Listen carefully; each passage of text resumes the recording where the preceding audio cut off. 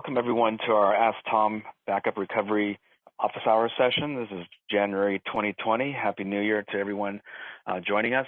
My name is Tim Chen, and with me is my colleague Kelly Smith. We're from the Database Backup Recovery Product Management team.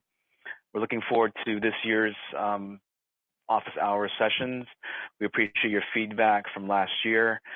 We continue to ask for your feedback on relevant topics and formats and so forth that you'd like to see for this year. Okay, so for this year kickoff session, I'd like to kind of do a refresh of our current backup recovery technologies portfolio. We'll also take a look at a recently available capability called Archive to Cloud using the Recovery Appliance engineered system solution that we have. And then I'll transition to Kelly, who will take us through an overview and tips and guidance for pluggable database backup recovery operations. We know many of you use pluggable databases and have been asking for kind of a session to cover that. You can ask questions through your chat panel there on the Zoom, and let's get started. So our backup recovery solutions portfolio for the database has several technologies. You can see here as we just kind of build this out, we have to start with our on-premises systems, our databases. We also have file systems, for example, in your environment. And of course, Recovery Manager, RMN, is our built-in backup recovery engine. It's kind of our mainstay for all backup recovery operations for the database. And with every release, it's improved. We add new features, et cetera, for it. So, we start with RMN as kind of the foundation of our backup recovery solution suite. So the backups can go to disk. The backups can also go to our Recovery Appliance engineered system. This system was introduced about 5 years ago. It's been increasing in popularity and in interest. This system is built on Exadata hardware and storage technologies. So it has quite a bit of scale, resiliency, capacity, et cetera, that comes with Exadata. But this system is purpose-built for data center-wide Oracle database protection. And the name of the product, Zero Data Loss Recovery Appliance, kind of goes to the heart of this product, which is to prevent data loss from occurring across your databases. And it does this by doing validation of the backup integrity, as well as giving you very rich reporting and metrics and alerts about the status of all of your backups across your enterprise. It also has a very time-efficient feature where you can do incremental forever backups as opposed to doing the traditional fulls. So when we move from the engineered system on-premise kind of environments, we're now pushing and really trying to make known our cloud services. Oracle, as you know, is taking a big stake in the sort of cloud service technology space, and backups is definitely one of them, right? It's a logical place. The cloud is a logical place to put your backups, and our database backup cloud service provides secure and scalable storage and integration with RMN to be able to store your backup. So now you have an option to have a encrypted backup stored offsite and available at any time, right? Because the cloud is available to any on-premise data center. It's also available to your cloud databases, as you see here. We have Database Cloud Service and we have Exadata Cloud Service.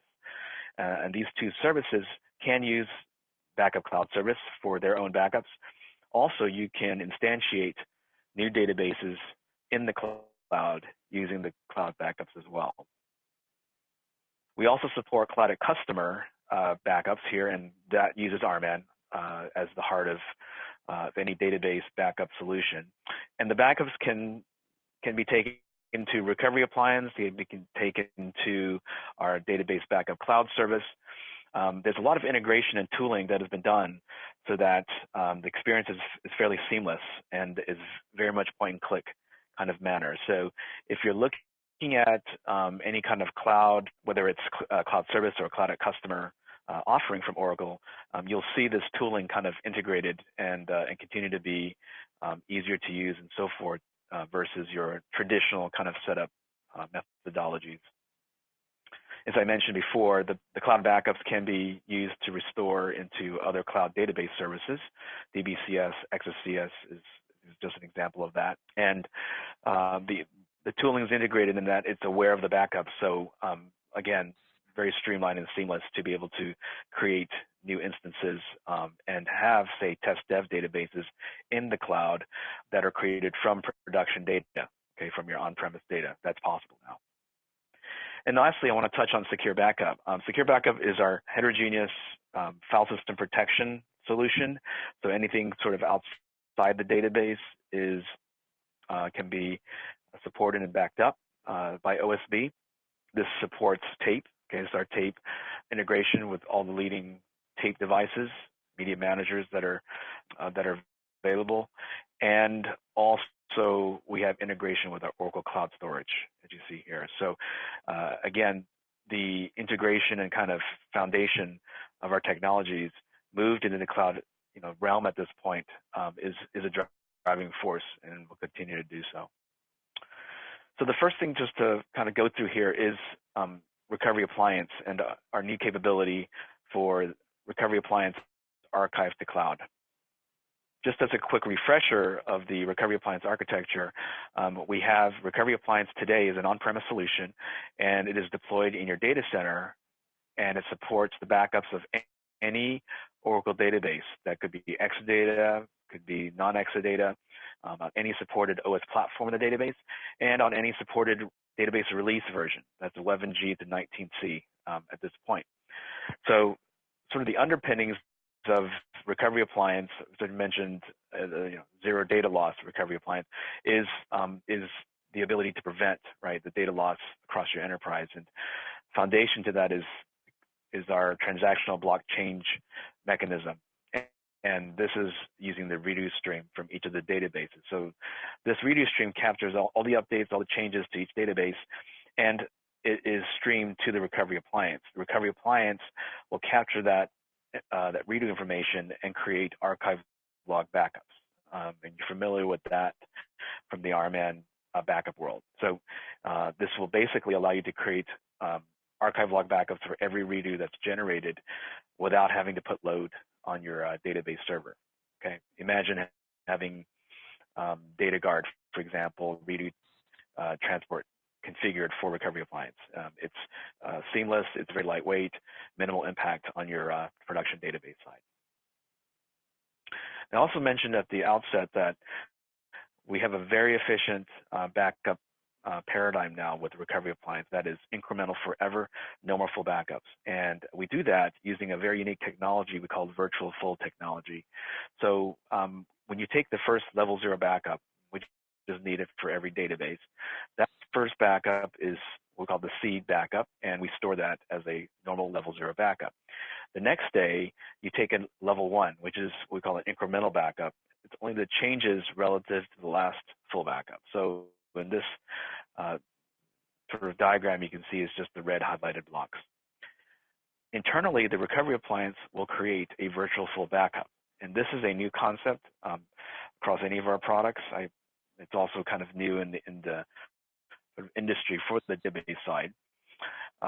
This is the virtual full is a set of new metadata kept in the Recovery Appliance catalog.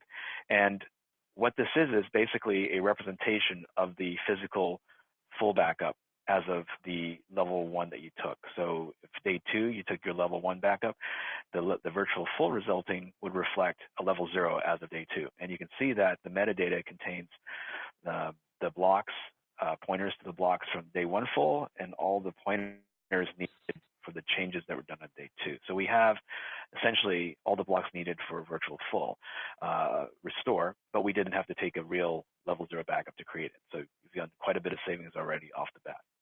And then so forth and so on, you create your next day's worth of changes to the level 1 incrementals, and the system continues to create new virtual full backups. You can query these virtual full backups from RMAN, do your normal list, report, any kind of catalog commands, and you can look and you will be able to see all the new level 0s created in the catalog. So to RMAN, it looks like just a new level 0 that can be used, but RMAN level 0 was never taken on its own to create that. So quite a bit of advantage from a efficiency and time savings perspective. And of course, that's important for your backup windows so that you don't impede on your operational workloads during the day, as well as having your recovery window shrink so that you don't, the shorter amount of time to take the backup means you have less changes that are potentially unprotected. So with the virtual fulls and the redo, you now have the incremental forever strategy plus zero data loss using the transactional block changes through the redo. Now from Recovery Appliance, you can copy those backups off to a secondary media. Cloud is kind of our focus today. That's a perfect spot for secondary offsite, longer-term retention, for example, backups. You can also replicate them in real time to another recovery appliance. This could be in another data center for DR purposes. You have a copy of your exact backup data. This remote replica can also be used to restore or instantiate new databases without having any connections back to the source recovery appliance system. So the replica has its own catalog, and it contains all the virtual fulls that are replicated from the source recovery appliance there. And then off the tape. So tape is still quite prominent. We have lots of customers who use tape and rely on tape for compliance and for long-term retention backups, et cetera. So tape is integrated with recovery appliance through policies. So similarly to how RMAN integrates with media management solutions, we provide a solution out of the box, secure backup.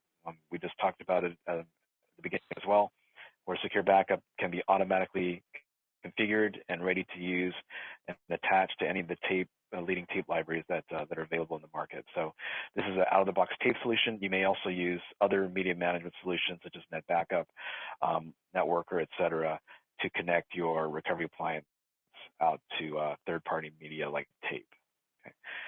The system protects the data in terms of validation, so it makes sure that all the backups are consistent, makes sure there's nothing that got corrupted or got maligned along the way. This does a restore validate on every backup that's received and that's stored on the system. So imagine having a automatic restore validate of every database backup in the background running on the system, and it reports if it does find issues with any of the backups on the system. Okay, so this is a great savings from having to run the restore validate or test kind of procedures you do on your source production database. And then finally, Enterprise Manager kind of wraps up this whole solution with a real-time protection status and space monitoring capabilities. Enterprise Manager is quite rich in reporting all the various recoverability metrics, backup status, space used, space needed, for example, to maintain your recovery window goals. So there's quite a bit of rich functionality here just for recovery appliance provided through Enterprise Manager. So as I said, we'll just focus today on the cloud integration aspect with the archive to cloud capability. So long-term data retention, this is kind of a mainstay of IT environments, right, for a while, for a number of years. This is basically a requirement for various industries. Depending on which industry you're based in, you have some understanding or idea of how much, how long to keep data, okay, whether that's database or non-database data. But for example, like in finance, you need to keep data 6 to 10 years after a particular policy expires for that data. Regulated industries especially need to keep data or archive data around for a number of years. For healthcare, you have, say, your patient lifetime is your retention requirement. You have to keep all the records. They have to be available. There's a HIPAA, kind of regulations coming in. We also see a lot of privacy kind of regulations, such as from Europe. We have the Privacy Act from Europe there, GDPR, and other regulations state by state, for example, that require personal or personally identifiable data, okay, to be retained for some special number of months or years. Pharmaceuticals and oil and gas, they all have their own particular requirements for data preservation. So what are the ways that archiving is done today? And we were interested because we have quite a bit of solutions here from both the database technology and from a storage perspective. So we took a look at Gartner's most recent Magic Quadrant on data archiving for structured data. And what we found was that most solutions were targeted to specific applications as opposed to specific data sources or data management systems. All right, so SAP data was a specific application type of data, and they had specific archival requirements from a technical perspective on how to keep that data consistent, together, restorable, et cetera. And so vendors like Informatica, Micro Focus, Delphix, they had placements in this quadrant for specific applications. And what we have seen, though, is that this kind of technique of being very application specific is more limited adoption, meaning this requires work, effort, overhead to be able to manage and customize this kind of archiving strategy for every application. What we have seen, though, more popular is that from the database side, most customers use backups as opposed to trying to customize and manage their own application side archiving requirements. They use backups, and they take backups all the time. They already do that for operational recovery requirements. So they use a special backup that they term a regulatory backup, and then they put a retention policy for 6 years or 7 years, et cetera. And that can be maintained by the media management vendor, or that can be maintained through other means. But this is the most, one of the more popular ways of keeping archives around, does not require changes to your applications, and is overall more cost effective. So with that kind of observations in mind, and kind of looking at trends, we started look at how people do long-term retention today, and from a sort of decades-long paradigm, it's been with tapes. Tapes are portable, tapes are more or less economical for the amount of space you get from them. But tapes also come with their own risks, which is moving tapes from place to place. So, all the various press releases and news about tapes going missing, or, tapes that cannot be found as they get transported, and then they're needed for restore, they're not present. This is kind of all built around physical media and having to transport physical media. These services, to maintain it, can be expensive for offsite kind of tape management. There are delays because you have to transport the media back, and you have to also make sure the data is consistent, it's validated, et cetera, before it can be used. And then, of course, if you do have issues retrieving this data when you actually need it, you're at risk for fines. Okay? These regulated industries, non-compliance and auditing teams can assess fines and penalties, right, for not meeting these requirements. So cloud storage really brings us a new opportunity in this space, where you're moving away from physical media and having to manage or transport that physical media to having a very robust, scalable, secure storage platform that's available to any on-premise location. Right? Cloud storage from Oracle is a premier kind of service that we have. We've seen quite a bit of adoption just for backups in general. Customers, as I said, they like the idea of using storage, but not necessarily just for all their production data yet. So backup is kind of a nice kind of spot for use of cloud storage. This can save customers a lot of money, and moving away from traditional tape and vaulting kind of mechanisms to doing cloud storage can result in good savings over time. Oracle offers two types of cloud storage: standard object storage and archive storage. You can think of standard object storage as kind of your near-term or near-line data that's available. And this is priced at approximately $30 per terabyte per month. And our second tier, which is the archive storage, can be used for your compliance or longer-term retention, more or less infrequently accessed data. This is priced a lot less, as you can see here, approximately $3 per terabyte per month. Now, the archive storage is on different media, okay? So it has some built-in kind of infrastructure that allows us to take those cost efficiencies and pass it on to you, as you see here with the pricing. Because of this, the recovery time objectives from archive are different. So when you initiate a retrieval from archive storage, there's a built-in delay that we have before the data can be made available, and that is today is at 4 hours. That is a sort of built-in delay where the data has to actually move back to standard object storage, and then from standard object storage, it's immediately available to your Restore clients from there on. So just keep that in mind as you assess your environment and what makes sense to use for object storage and/or archive storage choices.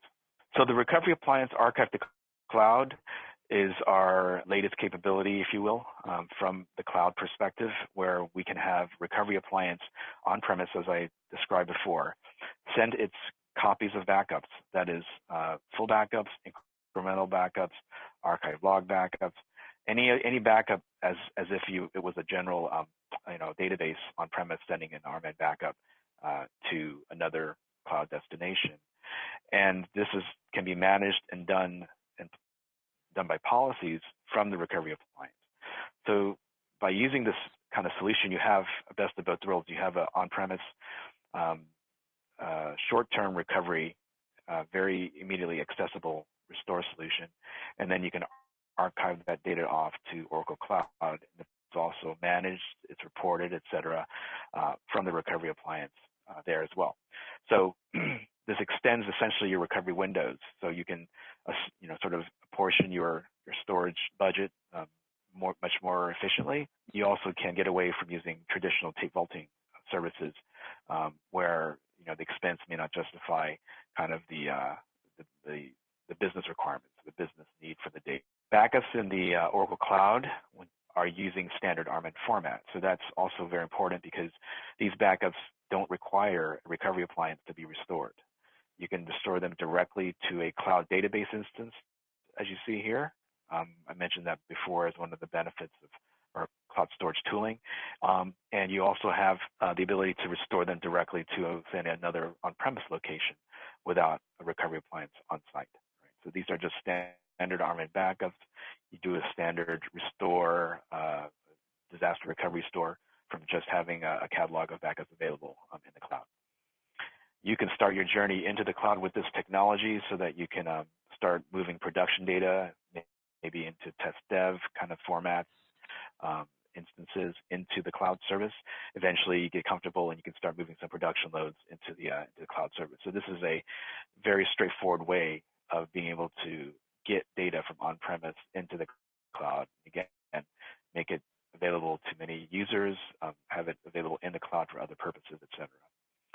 Now, all the backups sent from Recovery Appliances, again, it's an on-premise solution, we encrypt all those backups going out, okay? So that's an absolute requirement for any data stored in our cloud.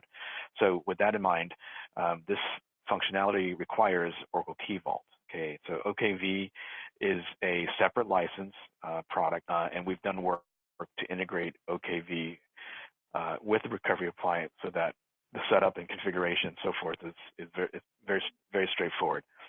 The Key Vault servers are used to retrieve a master key, which will then wrap around the backups, the encrypted backups they're sent, okay, from Recovery Appliance to the cloud service.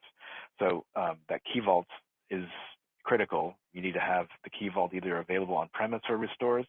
If you need to restore from cloud directly to another cloud instance, for example, you can export that Key Vault wallet and then have that available for the restores directly in the cloud as well. So there are various methods and ways to be able to get the data back out, but that key is essential and is required. The second thing you need is your subscription, right, to your object or archive storage, and that's a separate DB Cloud Service subscription there based on usage per month. As a quick comparison, we took a look at some pricing from Iron Mountain, and this is from an enterprise, company, standard, hundreds up to 100,000 employees, and we took kind of this sample pricing based on actual usage at their on-premise site, and this was approximately 20 cents per tape per day, and that included the vaulting and all the other services that I mentioned per day that I mentioned before. With a given a single tape holding a 1 terabyte monthly backup, and you need to retain that for 7 years, you can see how the cost kind of works out based on the number of tapes needed for those 7 years, and then based on the charges for that service, works out to be about $6,000 per year, okay, in this particular example. If you take the pricing for Archive to Cloud, right, which is the $3 per terabyte per month, and do the same sizing for the 1 terabyte monthly backup for 7 years, you come up with about $3,000 per year. So it's about 50% less than what this particular example for enterprise vaulting services would be. And of course, your own enterprise or your company has its own charge and its own expenses. You can do your own kind of calculations that way. But we really believe and we are seeing the momentum to using cloud storage as a location for offsite backups just increasing year over year. So it's definitely something to take a look at least to evaluate and see if it makes sense for your enterprise. So to wrap up this section, a few resources. Obviously, our product central website for Recovery Appliance is listed here from oracle.com. We also have a new technical resources landing page that's listed here for Recovery Appliance. And then all the database backup cloud service resources, FAQs, licensing, et cetera, are available at this link you see here on the third bullet.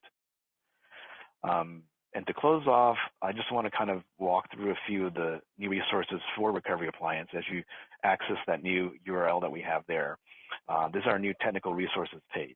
So we've basically taken all the product management assets and everything we give customers through our sales force, and we've posted these on our technical resources site. So here you can see all the documentation, the data sheet, current white papers, MAA best practices, okay, documents that are linked from here.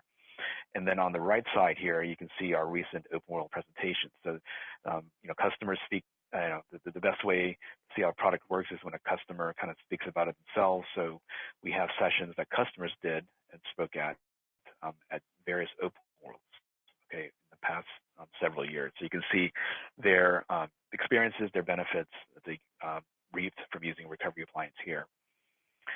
And then we also have sort of smaller customer reference pieces on, specifically their configuration, what they did, why they did it, benefits that they're seeing. This is just a sample of some of the customers that have used Recovery Appliance. Some of them you may know from your region. So definitely take a look at these. We also have videos that take you through kind of fundamentals of backup and recovery, and then kind of go through and how Recovery Appliance brings that traditional model kind of into another, into a new paradigm, really, where you have zero data loss, you have very lightweight backups that are taken, high efficiencies with incremental forever, validation, reporting in real time, all those things that I mentioned before. So, if you're interested in seeing, how your traditional techniques or your backup strategies work today and how Recovery Appliance could address them, please take a look at here, and also links for the office hours and other assets that you see here. So we will continue updating this page as we see new assets to be posted in, as well as new events that will be showcasing Recovery Appliance at. So with that, I'll just transition to Kelly, who will take over for Pluggable Database. Okay, here we go. All right. So I'm going to talk about pluggable databases and some RMAN backup tips and tricks because pluggable database is a little bit different. And the paradigm changes slightly as you move from a traditional non-CDB database into a CDB database. And I want to talk about some of the things that are possible and some of the things you need to watch out for as you make those transitions. So the first thing I want to point out is all the documentation has been updated. This is a link to the backup chapter in the RMAN Users Guide. So definitely look at this because this is the place that I'm pulling all these snippets from. Also during the presentation, you're going to see, as I'm talking about things, you'll see links in there as well. You're going to get the presentation, so don't try to like copy all this down because some of the URLs are a little bit difficult to deal with. As you can tell, this one has a GUID in it. But I am pointing to the URL that I'm referring to in the documentation as we're going through this, so you can reference it later. Because with RMAN, of course, there are a lot of different ways to do certain operations, and I'm focusing on one path. And there are lots of paths around that, so you can pick the path that's appropriate for your environment. Okay, so first let's talk about the PDB architecture. So when we're talking about pluggable databases, this is basically what the architecture looks like. The PDB itself sits on top of a root, and the root is the thing that describes what all the PDBs look like. And that's going to become important as I talk through this. Also, for each CDB, which is where all the PDBs and the root lives, there's one set of archive redo logs. So if you're doing operations on individual PDBs, you have to be cognizant of the fact that there's only one set of archive redo logs that sits underneath that, which limits some of the operations that you can do. And I'll talk through that as we go through this, as we change from protecting this as a whole, which is what we're going to talk about next. So protecting an entire CDB, if you back up the CDB itself, so here we've got the CDB called East DC, your East Coast Data Center. It's got all these PDBs in it. If you back it up as a whole, if new PDBs are added to this CDB, you don't have to make any changes, right? Because the CDB is protecting everything that's in that CDB. One thing you do have to be aware of, though, is if you are in a multi-tenant environment, CDB sys backup enables backup access to all the PDBs.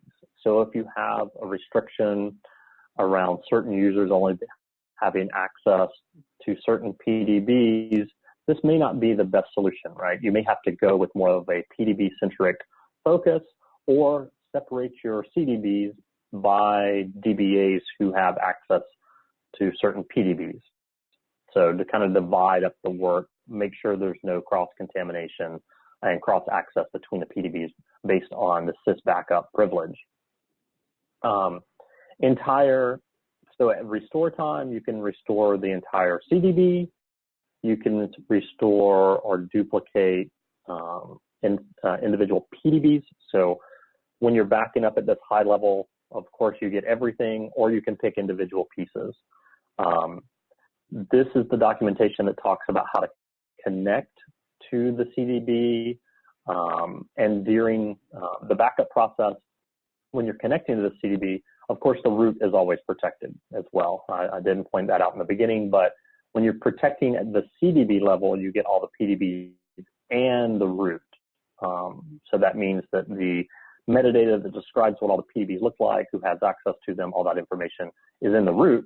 And that gets protected when you protect the CDB itself. So now let's drill down just a little bit farther and let's look at PDB backups. So now we've switched over to looking at backup when you're protecting just these individual PDBs. So that means that backups are managed individually. So you back up PDB1, PDB2, PDB3. If additional PDBs are added to this CDB, you would have to protect them individually as well. So that means that you have this ever-growing number of backup jobs because you're managing PDBs individually. You can group them together. You could say backup PDB1, PDB2, PDB3 if the same person has access to all three, but you have to think about that as you're developing your backup strategy when you're managing individual PDBs. Because a sys backup user for one particular PDB does not have access to the other PDBs. So you have to think about your access control and who has access where, and so you can build this paradigm. And of course, if you back up at the PDB level, you can restore at the PDB level, but there are some limitations around that. And I'll talk about the limitations on the next slide. We'll go into that in detail and some of the configurations that you need to think about. Again, the connection documentation is here that talks about how you can connect to individual PDBs based on the different scenarios that are available for connections. One thing I want to ensure that you do, ensure that you back up the root. So even if you are in a multi-tenant environment, you have individual PDB admins backing up their own PDBs, be sure to protect the root. Remember, the root is what describes how the PDBs are all put together. So you'll need a job that protects just the root itself so that if you have a disaster, you can restore the basic framework that describes all the PDBs before the PDBs are restored themselves. So the root becomes very important, and you have to make sure that that's backed up if you're in a paradigm where you're backing up individual PDBs on their own. And that is described in this link that I've got down here at the bottom. Okay, we'll move on to the next slide. Okay, so if you are an RMAN user that only has access to an individual PDBs, these are operations that are not supported. So not supported. Remember, there's only one set of archive redo log for the entire CDB. So that means that as a PDB admin, there are certain operations that you can't do around archive logs. So archive logs cannot be backed up by the PDBs. They're shared across all the PDBs. So a sys backup user at the PDB level can't do these archive log operations. They can't do, obviously, deletes. They can't reset. They can't restore the archive logs because they are shared in the infrastructure. Some of the other things that the PDB user cannot do, they can't delete. They can't run delete obsolete, again, because there are interconnections between the archive logs and backups. So you can't do that. And then, of course, resetting the database, that has implications on the log itself. Some of the configure commands, in general can't be done because that's a system-wide configuration. So keep in mind that these operations are limited when you are a PDB user that has sys backup privileges. And the other thing that I want to point out is the database itself can run in shared or private undo. Undo information is here. You can look at your database and see how it's configured. The default is not to use shared, it uses private, but you can't, if the database is upgraded in some instances, it will go to a shared undo mode.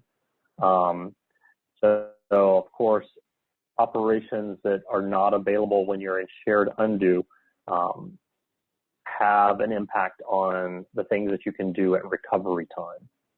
So take a look at your databases. This documentation down here at the bottom describes how you can look at a database, how you can tell if it's in shared undo or private undo, and understand how that is going to impact your ability to do point-in-time recovery, because that's going to be very important, and you don't want to get caught in a bad situation, of course, at a recovery time. All these limitations are all documented down here at the URL at the bottom, so you can go look at these in detail to make sure that, or to understand how they fit in your scenario. So that's very important to understand, again, before you get into a situation where you have to do a recovery and you're limited in your capabilities. So now I'm going to kind of talk about backing up the archive redo logs. So again, when you have archive redo, it's redo for the entire CDB.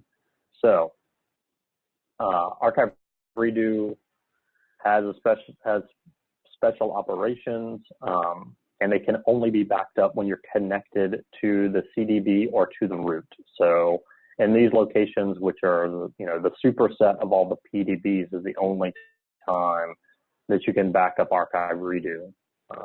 Again, that's a limitation that you need to think about while you're designing your backup architecture to make sure that you can capture your archive redo logs appropriately. And this is a link to the documentation that talks about that, talks about how to do the connections between the CDB and the root to perform operations on the archive redo log. Again, you need that superset of permissions. You need to be able to connect at the CDB or root level. You cannot connect to the PDB to do operations against archive redo. One of the things that's been introduced is the ability to keep the backup history. So as PDBs are moved around, they're unplugged from one location, they're put into another location. We want you to be able to get to the backup history that was related to the PDB at its previous destination. And this applies to both whole database and PDBs themselves. You just want this ability to be able to see your backups, to leverage those backups to do a restore, especially right after you do your plugin operation, right? You move your database into a new CDB, a new container database, and now all of a sudden you need to do a restore. You want to be able to get to the backup that was performed yesterday, and there are steps to do that. These are the links to the documentation that tells you step by step how to accomplish that. I'm going to now talk about, on the next slide, I'm going to talk about this particular scenario, so we'll go into this one in detail. The one limitation that I want to point out about all this, so as you move CDB destination, so as you take your PDB, you unplug it from one location, you plug it into another CDB destination, the backup history only stays with the previous. You only get the backup history in your new destination from the previous location. So it does not compound. So if you are in a staging situation where you're going from test to pre-production staging, then into production CDBs, as you move along, you're only keeping history for the -1 CDB. So that means the prod CDB here knows the history that happened in the stage. The stage knows the history that happened in test. Prod does not know about test because that is 2 generations ago. So just keep that in mind, that this history of backups does not compound as you move the database through CDBs. It's only the last CDB that's available in the history. To get to the history that's here, you would have to use stage CDB. Okay, so that's just a limitation that you need to keep in mind as you're planning your move through the CDB architecture.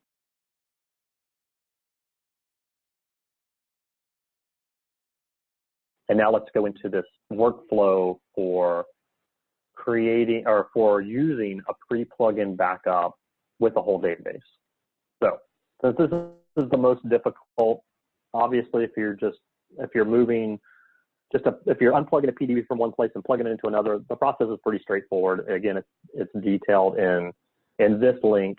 It's a much simpler process. I wanted to go with this more complicated process where we talk about moving a non-CDB into a pluggable database environment and what you have to do to get to your history. So you create your backup like normal. So this would be prior to your move. You would protect your non-CDB database. You would do the backup database plus all archive logs. So of course you want your archive logs to be able to get to a point in time. That's very important. After you do that, you have to connect with SQL Plus and run this command that exports the RMAN backup metadata so that it is transported with the database. So you don't want to leave that behind. This is the point that keeps that intact as you're moving from non-CDB over to PDB. This doesn't happen in the pluggable environment, so that's one of the steps you don't have to worry about. But in this non-CDB environment, going to pluggable, you have to execute this step and that's what carries your RMAN backup history with you. The next thing you would do is you would convert your non-CDB database to a PDB database. This is the link to that documentation. There's there's all kinds of different methods to do that, depending on your scenario. You know, are you going cross-Indian while you're doing this transition from non-CDB to PDB? Are you on the same, are you in the same infrastructure? Are you moving to new infrastructure, new locations, so a copy versus an attach? All these different scenarios are covered in this convert non-PDB or non-CDB to PDB documentation. So you can, you know, again, go to the scenario that fits best for you, follow the steps to convert. Then you have a database that is now a PDB. So it was a standard, traditional whole database. Now you've converted it into a PDB. If you want to recover at this point, so now that this PDB is up and running, it has, you know, you've converted your whole database. It's running as a PDB now. Now you're in a situation where you need to recover this pre-plugin backup. These are the steps to do that. So obviously you have to connect to the database of the sysdba or sysbackup to perform operations to do the recovery. That's the first step, is to connect to the database of sysdba or sysbackup. You have to close the PDB. You have to tell the PDB, basically you have to set the pre-plugin container so that now when RMAN connects, it knows who it's talking to. You can then, you know, once you set your pre-plugin container with your PDB name, you can list the pre-plugin backups by using this command. You know, you list your backups, your pre-plugin backups of the PDB database, give it the PDB name. Once you know the backups, then you can restore the pre-plugin backup of the pluggable database. Then you do your recovery, and then you open up your database. So again, it's a slightly different set of steps than you would do just for regular recovery, because you have to set the container information. You have to then do a restore your pre-plugin backup, then recover your pluggable database from your pre-plugin. This is a link to the documentation that takes you through this. There's some variations in this based on, you know, how you connect to the database, where your backups live, and you know, how the environment's configured. So there's some slight variations of this, but this is the general workflow that you would leverage to be able to recover that pre-plugin backup for your PDB. So that's just a high-level overview. Some of the things you have to watch out for when you're protecting PDB databases. You know, you've got different ways to attach to the database. Do you want to protect at the CDB level? Do you want to be truly multi-tenant and protect at individual PDBs? Some of the pitfalls you need to look out for, and then some of the capabilities of using backups that were previous to your conversion to a pluggable database or a move of a pluggable database, which becomes important because you don't want to lose that history, especially if you're in a situation that requires compliance. Again, the link to the Backup and Recovery User's Guide, very important. You want to take a look at that to understand the new paradigms that are available in Database 19C. This is a link to the new functionality that's available with each release of RMAN/release of the database, because every time a new version of the database comes out, there's new RMAN functionality that goes with that version of the database. So that's important to review so you can understand what capability you have at each database release level. And then finally, to point out, this is the Backup and Recovery blog that we will continually post information like this as new versions come out, as we get requests from you, from the field, from customers around functionality that is important and paradigms that are important around backup and recovery. We'll take the opportunity to update a blog so that you get that most recent information. So definitely make requests. Let us know what you want to hear about, and we'll create content to meet those needs. And Tim, that is me. All right.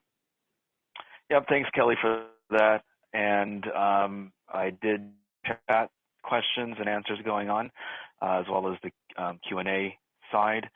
So there was a sort of a little thread about support for other cloud providers with DB backup service. As Kelly mentioned, this particular integration that we have is with Oracle Cloud Storage today.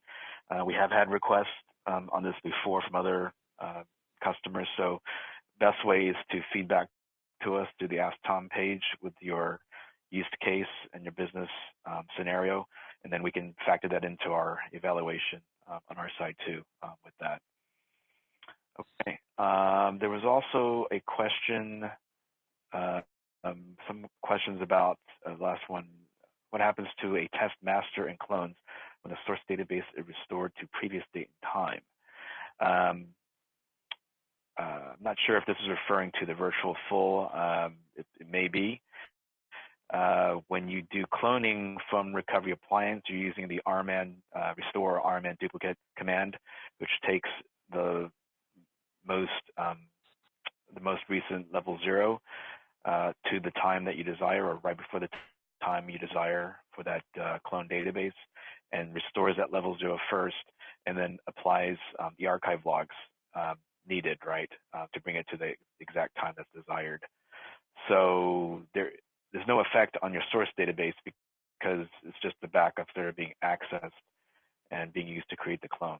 So hopefully that addresses your question. If not, you can follow up later as well. I think the one other thing that came up that I want to make sure is clear, Tim talked about the incremental forever paradigm that's available with the Recovery Appliance.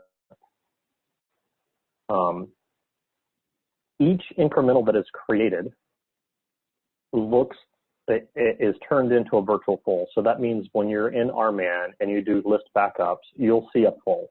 Even though we're taking incrementals all the time, you have the capability of restoring a full at each time the incremental was taken. So if you took your initial full on a Sunday and then you did incrementals from there on, if Thursday came around and you needed to do a recovery, you would just restore the virtual full that was created for Thursday.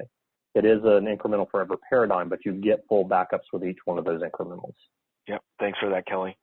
Okay, not seeing any other questions right now. And of course, again, through our Ask Tom page, you can post your questions there. The presentation recording will be there too shortly, sometime next week. And then, be on the lookout for our next session. Keep tabs with our blog. We're going to try to be more active and engaging through that channel. So thank you again for attending, and we'll conclude the session.